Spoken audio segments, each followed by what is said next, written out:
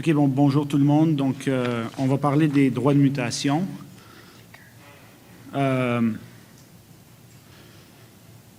Donc, moi et Cassandra, les deux, on est associés chez McCarthy Tétrault en taxes indirectes.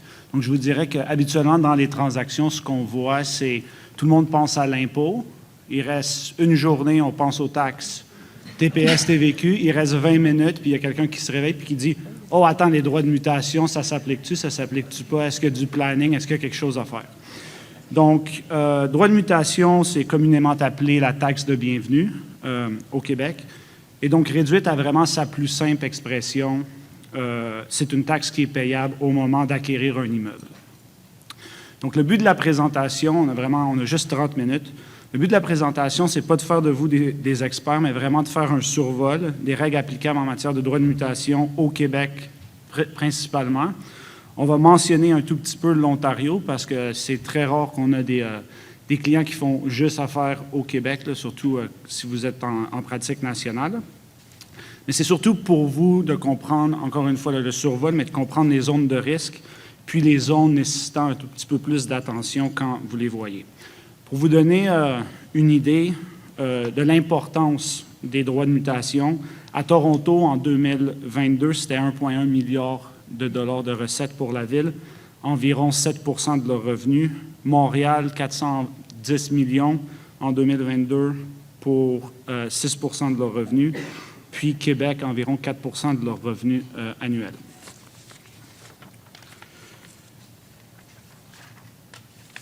Donc, quand on parle de droit de mutation, on parle vraiment d'une affaire qui est strictement provinciale. Donc, ce n'est vraiment pas une loi qui est fédérale.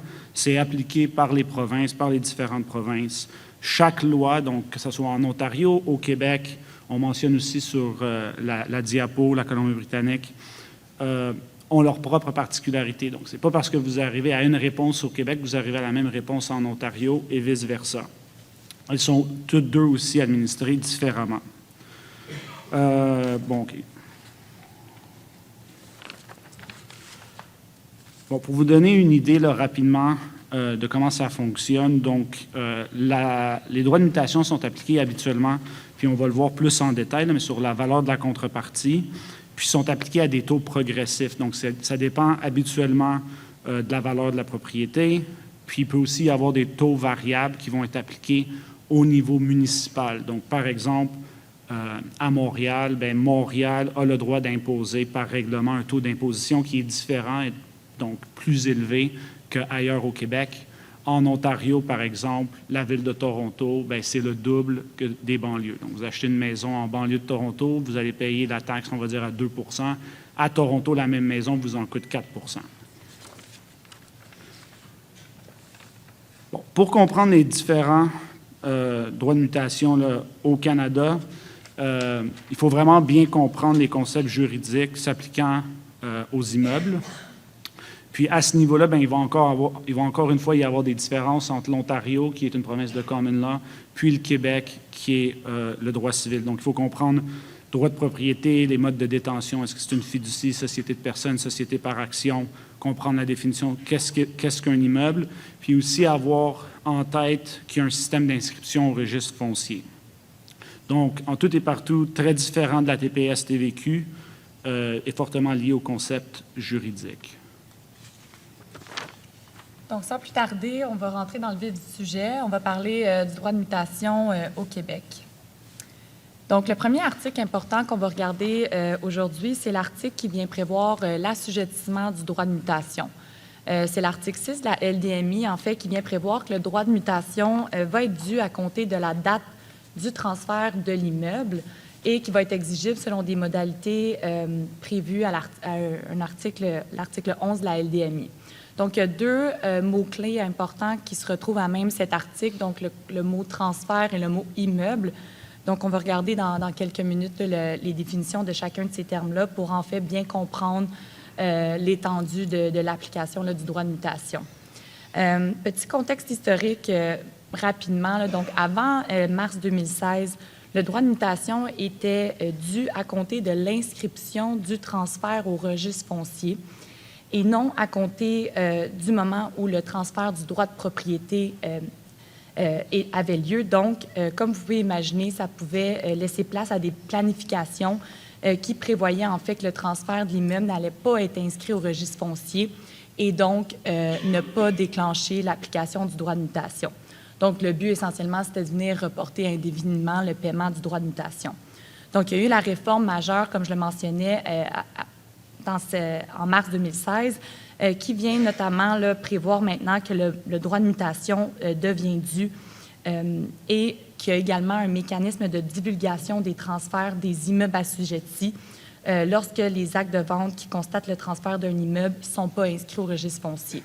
Donc, essentiellement, la LDMI a pour but d'imposer le transfert d'un immeuble et pas nécessairement d'imposer seulement lorsque l'inscription du transfert est inscrite au registre foncier. Donc, maintenant, il y a deux façons de venir déclarer un transfert, donc soit par réquisition d'inscription au registre foncier, mais si l'acte n'est pas publié au registre foncier, alors on a une obligation d'autodivulgation dans les 90 jours qui suivent le transfert de propriété. Juste un petit instant, je vais juste mettre... donc, le premier concept important qu'on va aborder, c'est la notion d'immeuble. Donc, il faut se référer notamment à la définition prévue au Code civil du Québec pour comprendre c'est quoi un immeuble. Donc, c'est les articles 900 et suivants du Code civil du Québec qui nous expliquent en fait qu'est-ce qu'un immeuble. Donc, comme on ne va pas passer au travers de la définition puis des articles, essentiellement, c'est les fonds de terre, les constructions et ouvrages à caractère permanent qui se trouvent sur le fond de terre, donc les meubles incorporés à l'immeuble qui perdent leur individualité. Également, il y a les droits réels qui portent sur les immeubles sont considérés immeubles. Donc, qu'est-ce que je veux porter à votre attention ici, c'est que bien que c'est, par exemple, l'usufruit, l'usage, la servitude, l'amphithéose constituent des droits réels d'un immeuble, ce que je veux vous garder en tête, c'est que ça ne va pas nécessairement, c'est pas parce que c'est immeuble que ça va nécessairement déclencher l'application du droit de mutation. Donc, il faut vraiment regarder le deuxième concept important, la notion de transfert, pour déterminer si le droit de mutation va s'appliquer. Donc, oui, ça s'applique sur un immeuble, mais il faut également regarder le concept de transfert pour confirmer, pour regarder en fait si le droit de mutation va être déclenché. Parce que bien que, par exemple, le droit réel, comme par exemple l'établissement d'une amphithéose, est considéré immeuble, puisqu'il est défini comme étant un transfert à l'article 1 de la LDMI, dans ce cas-là, par exemple, le droit de mutation serait déclenché. Donc, comme je l'ai mentionné, la notion de transfert est définie à l'article 1. Donc, ça comprend bien évidemment le transfert du droit de propriété d'un bien, l'établissement d'une amphithéose, le contrat de louage dont le bail, dont la durée du bail va être de 40 ans ou plus, incluant les renouvellements et les périodes de prolongation. Donc, comme je le mentionnais, dans le fond, l'article 6 assujettit le transfert d'un immeuble et donc, il faut regarder la notion de transfert, c'est quoi, qu'est-ce qu'un transfert pour comprendre si le droit de mutation va être déclenché. L'autre point important, un petit peu plus théorique qu'on regarde ce matin, c'est la notion de droit de propriété. Donc, ça comprend essentiellement 3 éléments fondamentaux, le droit de propriété. Donc, c'est prévu à l'article 947 du Code civil du Québec. Essentiellement, ça vient prévoir que la propriété, c'est le droit d'user, de jouir et de disposer librement et complètement d'un bien.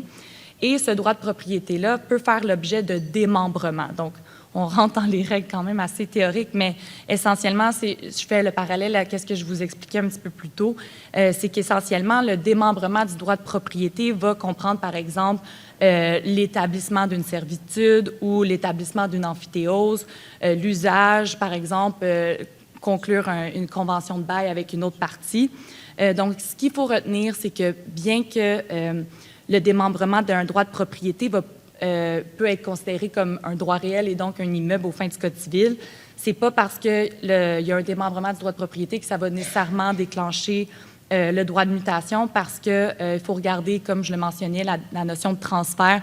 Si c'est explicitement prévu comme un transfert, par exemple, l'établissement d'une amphithéose qui est explicitement prévu. Donc, oui, là, ça va déclencher le droit de mutation. Un autre exemple, le contrat de louage, lorsque la durée est de plus de 40 ans, là, ça va également déclencher l'application du droit de mutation. Mais, par exemple, l'établissement de servitude, ça ne va pas nécessairement déclencher l'application du droit de mutation.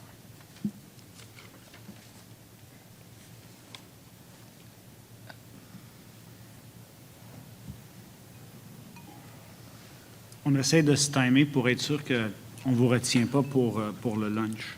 Donc, OK, donc, on va parler pendant un instant là, des particularités en Ontario. Donc, comme je l'ai dit en introduction, il y a différents concepts là, qui vont s'appliquer parce qu'on est dans une province de common law, donc au Québec, droit civil, common law. Je pense que pour les fins de la présentation, pour ne pas tomber dans le technique, puis pas pour vous embêter avec l'historique des droits de propriété en common law, puis comment ça fonctionne, puis le pourquoi du quoi, je pense que vraiment, ce qu'il faut retenir, c'est ça tient sur 2 slides, puis je vais passer à travers vraiment rapidement. Donc, première chose, il y a une différence, il y a une distinction à faire entre le propriétaire légal, qui est détenteur du titre, donc le legal owner en anglais, et le propriétaire effectif, qui est le véritable propriétaire, le beneficial owner. En Ontario, la taxe peut s'appliquer en vertu de 2 articles. Il y a l'article 2 qui va engager le droit de mutation au moment de l'inscription au registre foncier. Donc, s'il y a une inscription, a priori, la règle de pouce, c'est qu'il va avoir un droit de mutation qui va devenir payable. Il va avoir l'article 3. L'article 3, lui, va vraiment se soucier uniquement des transferts du beneficial ownership. Donc, c'est vraiment le transfert de la propriété véritable, si vous voulez. Puis ça revient un peu, si vous voulez, au commentaire que Cassandra a fait là, en 2016 dans la réforme au Québec où elle a dit, bon, OK, on regarde vraiment le transfert et non seulement l'inscription au registre. En Ontario, c'est la même idée. L'article 2, on cherche vraiment à taxer au moment de l'inscription au registre. L'article 3, on essaie d'aller taxer tous les transferts de propriété qui peuvent être faits hors titre, donc off-title en anglais.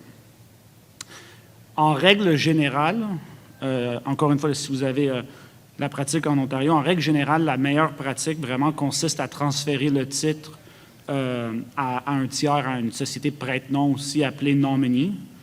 Puis, par la suite, une fois que le titre est dans une entité, bien là, après, on peut faire des transferts hors titre.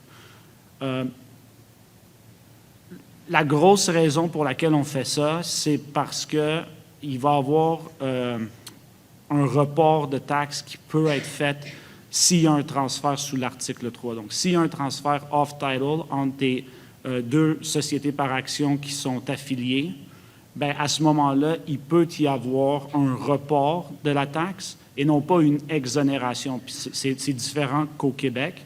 Donc, en Ontario, c'est vraiment, on parle d'un report. Il faut être affilié, il faut rester affilié pendant 36 mois suivant le transfert d'une société à l'autre. Mais il y a aussi un montant payé à titre de sécurité au moment du transfert. Peut-être la dernière chose à garder là, en tête au niveau du survol, c'est la définition de la valeur de la contrepartie. Puis on va y revenir là, dans quelques instants, mais en se souciant vraiment du Québec. Mais je pense qu'à toute fin pratique, souciez-vous quand on parle de la valeur de la contrepartie, c'est vraiment à quel prix le transfert est fait. Dans la loi ontarienne, c'est extrêmement large, la définition de la valeur de la contrepartie.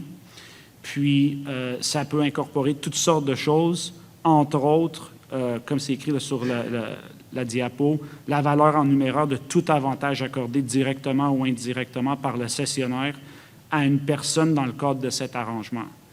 C'est très large. Les tribunaux ont interprété ça très largement aussi. Donc, si vous voulez éviter les surprises, vraiment vous attarder, bien comprendre les faits, s'il y a des ententes connexes à l'entente, à l'acte de vente, gardez ça en tête. L'autre gros point en Ontario, puis on va le voir à travers un exemple un peu plus tard, là, mais l'autre gros point en Ontario, l'autre particularité par rapport au Québec, les sociétés de personnes sont complètement ignorées. Donc, les sociétés de personnes ne sont pas traitées comme des personnes juridiques en tant que telles. Vraiment, les sociétés de personnes sont ignorées, donc il faut vraiment remonter, si vous voulez, à travers, puis aller voir c'est qui les associés dans la société de personnes. Donc, si vous finissez dans des structures compliquées où il y a des sociétés de personnes une au-dessus de l'autre, bien, vous pouvez remonter 2, 3, 4 paliers avant d'aller voir c'est qui vraiment le détenteur de la propriété effective du bien. Donc ça, c'est une grosse particularité. Peut-être la dernière chose que je vais mentionner, c'est qu'il va y avoir des exonérations qui peuvent s'appliquer quand il va y avoir des acquisitions d'unités dans une société de personnes. C'est la règle qui est souvent appelée la règle de minimis. Donc, c'est si vous acquérissez, si vous étiez un membre d'une société de personnes, puis au cours de l'année, bien, vous allez augmenter vos nombres d'unités, ou la valeur de vos unités, si vous voulez, dans la société de personnes. Bien, pour autant que vous n'en acquisissez pas plus que 5 %, vous pouvez être exonéré de payer les droits de mutation applicables. Bon, et l'exonération, l'exemption ne va pas s'appliquer à d'autres sociétés de personnes. Donc, ça, l'exemple typique, c'est vous avez une société de personnes qui acquérit des unités dans une autre société de personnes. Bien, automatiquement, à cause de ce que j'ai dit, on ignore les sociétés de personnes. Il faut remonter aux membres de la deuxième société de personnes, de la société de personnes plus haute, puis déterminer s'il y a une exemption possible ou pas. Mais dans le cas où c'est une société de personnes qui acquérit l'autre, bien, l'exonération ne s'applique pas. Ça, c'est un petit tableau résumé, en bref, là, de comment ça s'applique. Je pense que peut-être la grosse différence, c'est au niveau de l'allocation. Donc, au Québec, on parle de termes au-delà de 40 ans. En Ontario, c'est des termes au-delà de 50 ans. Puis, la Colombie-Britannique, c'est au-delà de 30 ans, là, mais c'est un petit tableau résumé qu'on a fait. Donc, maintenant qu'on a distingué quand est-ce que le droit de mutation allait être déclenché, on va parler pendant quelques minutes un petit peu plus sur quoi, dans le fond, le droit de mutation va s'appliquer. Donc, on va parler de la base d'imposition. Comme Simon l'a parlé, comme en Ontario, au Québec aussi, la notion de contrepartie puis la base d'imposition, ça a été interprété largement par les tribunaux. La base d'imposition est prévue à l'article 2 de la LDMI, puis en fait, c'est le plus élevé de 3 montants. Donc, le montant de la contrepartie fournie pour le transfert de l'immeuble, ce qui est généralement le prix de vente. Le montant de la contrepartie stipulée pour le transfert de l'immeuble, ça va généralement correspondre au prix de vente ou le prix qui est stipulé là, dans l'acte de vente. Et le montant de la valeur marchande de l'immeuble au moment de son transfert. Donc, la notion de valeur marchande est définie elle-même aussi dans la loi et ça va être généralement la valeur indiquée au rôle d'évaluation foncière qui va être multipliée par un facteur prescrit conformément à la loi sur la fiscalité municipale. Simon va nous donner tantôt un petit exemple sur cette notion un petit peu plus en détail. Donc, à même la définition de l'article 2, on voit que le terme contrepartie, donc comme je mentionnais, ce terme-là, il est aussi défini dans la LDMI. Essentiellement, là, ça comprend plusieurs choses, donc comme un peu en Ontario, donc ça comprend toute valeur de tout bien qui est fourni par le cessionnaire à l'occasion d'un transfert. Ça comprend le numéraire, les priorités, les hypothèques et autres charges qui grèvent le bien au moment du transfert. Donc, on va voir avec un exemple juste après, mais comme j'ai mentionné, là, la jurisprudence reconnaît que la contrepartie peut constituer plus d'un élément qui sont présentés à l'acétate. Donc, ce n'est pas nécessairement juste le montant qu'on a payé pour acheter l'immeuble. Donc, il faut regarder un peu la transaction globalement. Qu'est-ce qui a été payé pour ou échangé, transité pour acquérir l'immeuble. Donc, sans plus tarder, un petit exemple sur la notion de contrepartie. Donc, qui est inspiré en fait de la décision de la Cour d'appel du Québec, donc de l'affaire Carrière Saint-Eustache contre Ville de Boisbriand, une décision rendue en 2014. Donc, ça illustre bien, encore une fois, là, que la notion de contrepartie a été interprétée largement par les tribunaux et qu'elle n'est pas nécessairement limitée au numéraire. Donc, les faits dans cette cause-là, on avait la société Carrière Saint-Eustache, qui est société par action B, était locataire des terrains qui étaient détenus par société par action A, donc avait une convention de bail pour louer les terrains.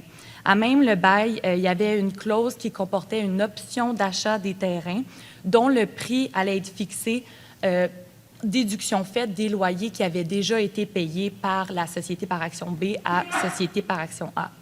À tes souhaits.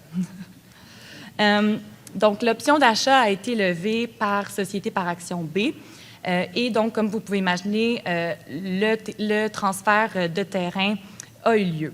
Donc, en optant pour l'achat des terrains aux conditions qui étaient stipulées dans le bail, les parties se sont engagées dans un nouveau contrat en vertu duquel une des clauses prévoyait en fait que le loyer de base qui avait été payé par société par action B était un acompte qui avait été versé sur le prix de vente qui avait été convenu entre les parties pour le transfert du droit de propriété de l'immeuble. Donc, la question qui se posait, c'était quoi la contrepartie qui avait été payée par société par action B pour acquérir l'immeuble. Donc, comme vous pouvez imaginer, la Cour, en fait, elle a dit que, en fait, la Cour d'appel du Québec a confirmé la conclusion de la Cour du juge de première instance, en fait, en disant que la notion de contrepartie devait recevoir une interprétation large et devait, dans le fond, représenter tous les éléments qui avaient été transigés entre les parties et donc on devait tenir compte de l'acompte qui avait été versé, qui était en fait les loyers qui avaient été payés et qui venaient réduire en fait le prix de vente. Donc la contrepartie incluait la totalité de ces montants-là. Un point intéressant aussi que j'ai trouvé par rapport que le juge traite dans la décision, c'est qu'il mentionne que l'article 2 de la loi va établir la base d'imposition du droit de mutation. Et il y a une petite distinction intéressante en ce qui concerne lorsqu'on parle, par exemple, de la contrepartie qui est fournie, parce qu'on ne parle pas au moment ou du transfert, mais on parle de la contrepartie fournie pour le transfert, alors que quand on regarde la valeur marchande, on regarde la valeur marchande au moment du transfert. Donc, il y a une question ici de timing importante et une petite nuance à considérer. Donc, c'est pour ça qu'on regarde en fait tous les éléments qui ont été transigés par les parties pour en fait venir déterminer le droit de mutation.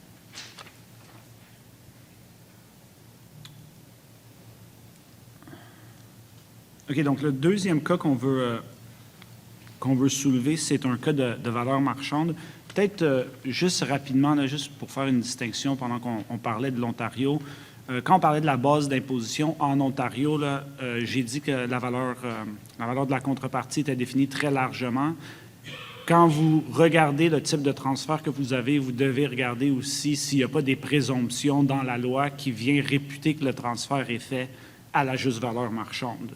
Donc ça va être aussi au niveau de la définition de valeur de la contrepartie.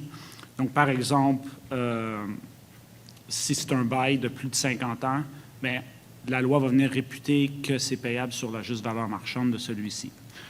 OK, mais on va revenir à l'exemple. Donc, l'exemple, c'est un exemple de valeur marchande, puis c'est tiré d'une cause de jurisprudence qui s'est rendue jusqu'en Cour d'appel du Québec dans la ville de Granby contre 91 16 58 03 Québec Inc.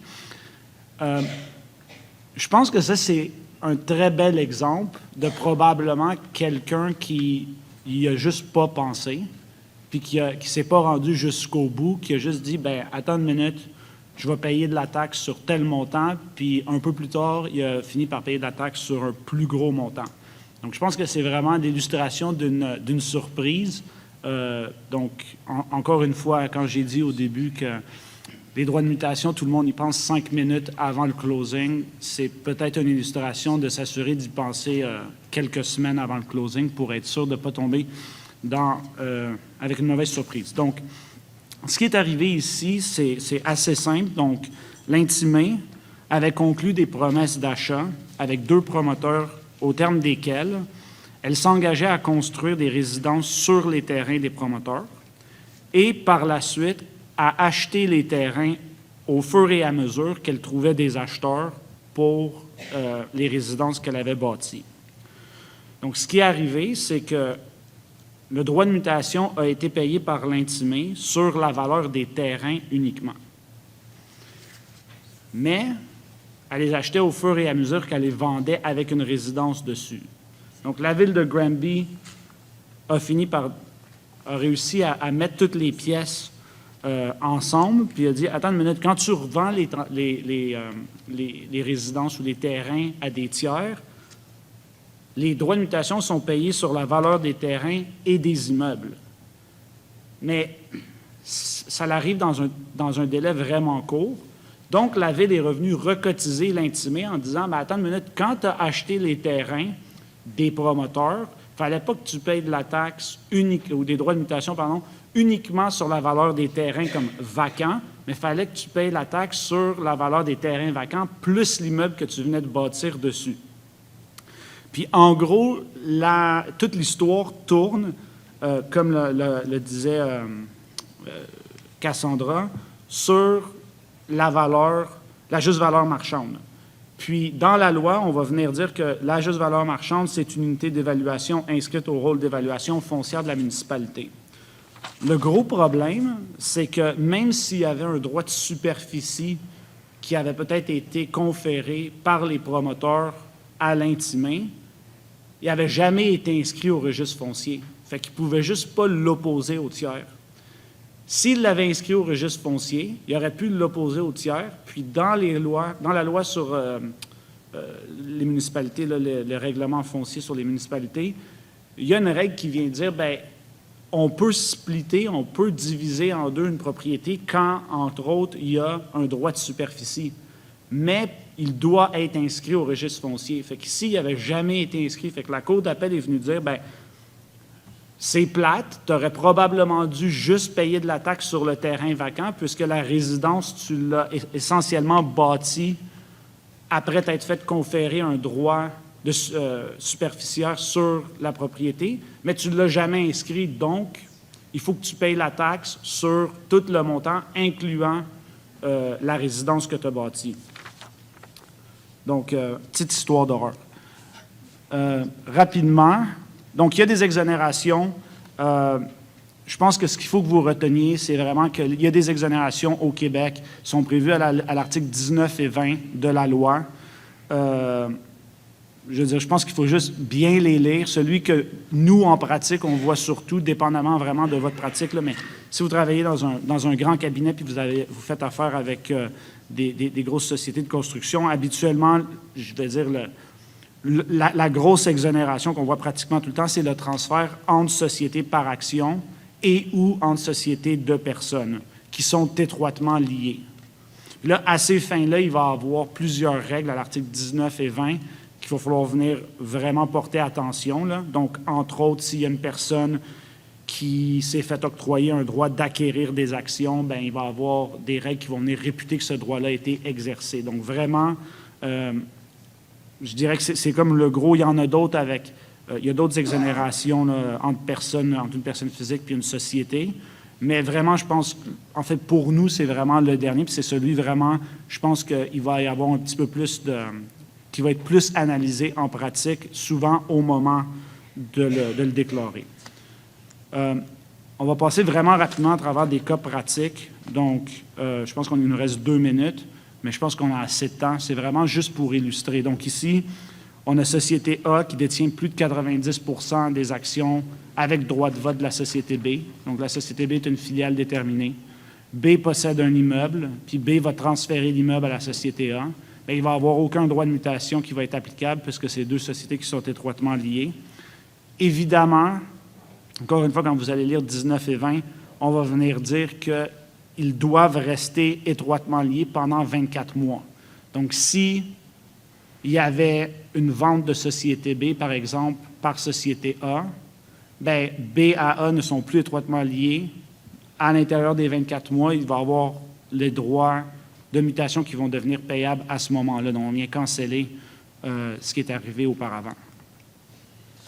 Donc, ici, c'est un exemple similaire, mais pour illustrer aussi que l'exonération s'applique entre sociétés de personnes. Donc, ça, c'est le résultat des modifications législatives qui ont eu lieu en 2019. Donc, essentiellement, c'est le même concept, mais on va regarder si la société de personnes ou l'associé a droit à 90 % ou plus aux profits et pertes de la société de personnes. Donc, On va généralement se référer là, aux conventions de contrat de société de personnes pour déterminer si les sociétés entre elles sont considérées étroitement liées. Donc voilà, il n'y a pas plus. OK.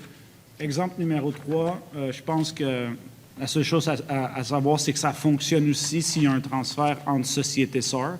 Encore une fois, pour autant que les deux sociétés sœurs soient étroitement liées à la même personne. Là. Donc ici, Société A détient 90% ou plus des actions dans B et dans C. Donc le transfert de B à C pourrait être exonéré en vertu de 1920.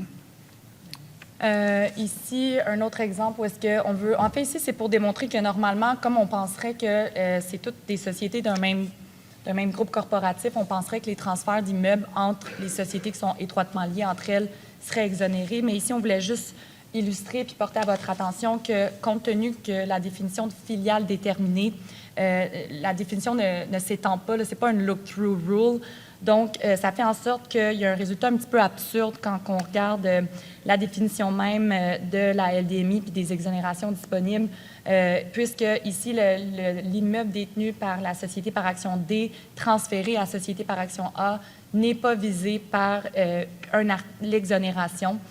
Donc, c'est pour démontrer en fait qu'il faut porter attention puis regarder comme il faut là, le nombre de sociétés qui sont dans le groupe corporatif.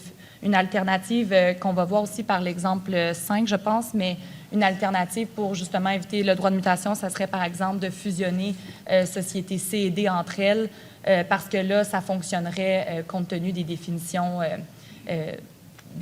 d'exonération pour les filiales déterminées. Donc ici, juste pour l'exemple de fusion, il y a une exonération spécifique à 19C qui vient prévoir que le transfert d'un immeuble qui résulte d'une fusion ne va pas nécessairement déclencher le droit de mutation. Encore une fois, il faut faire attention pour la règle d'être étroitement lié pour une durée de 24 mois. OK, dernier exemple, puis on va vraiment finir avec ça. Donc, l'exemple numéro 7, c'est vraiment pour vous donner une idée de... Quand j'ai dit, là, en Ontario, on ignore les sociétés de personnes. Ça, c'est un exemple typique. Donc, il va y avoir un transfert de 99 unités de la part de SPAA à SECB. Puisque SECB est une société de personnes, on l'ignore. We look through. Donc, ce qui finit qu'il va y avoir des unités. En fait, ce qui arrive, c'est que SPAA va conserver, je pense que ça devrait être 95 unités. Le tiers va essentiellement acquérir un certain pourcentage des 99 unités. Puisque la société A, même si elle a transféré des unités à SECB, puisque B est ignoré, c'est comme si elle transférait à elle-même les unités, donc il n'y aura pas de taxes pour la partie des 99 unités qui vont être, d'une certaine façon, être réputées être acquises par SPAA. Par contre, sur la partie des unités qui sont réputées être acquéries par les tiers vont devoir payer de la taxe dessus. La règle de minimis ne s'applique pas puisque les unités sont acquéries par une SECB.